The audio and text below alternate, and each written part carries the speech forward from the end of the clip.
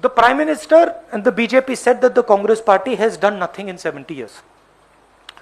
There is a list here of all the assets that the Congress party has helped build.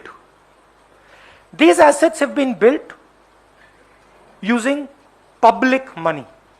Thousands and thousands of crores of rupees over the last 70 years.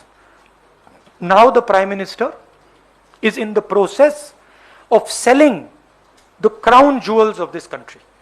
This entire privatization is designed to create monopolies. The whole idea behind this thing is to create monopolies for 3 or 4 people.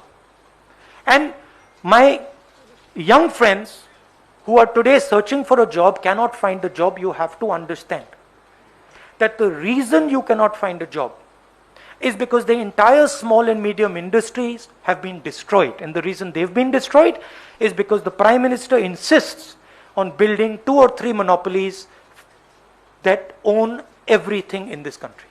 This thing is going to ensure that our young people do not get jobs. This is going to ensure that our entire industrial structure is controlled by 2 or 3 people.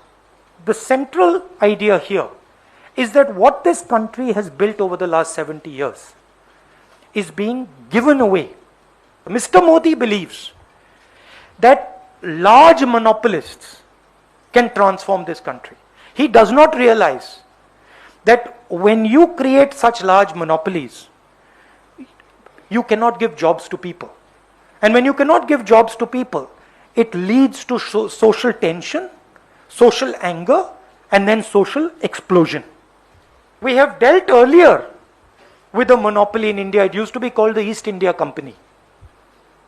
Right? It enslaved this country. So to me, this is a huge tragedy, and it is something that every patriotic person, every nationalistic person should oppose.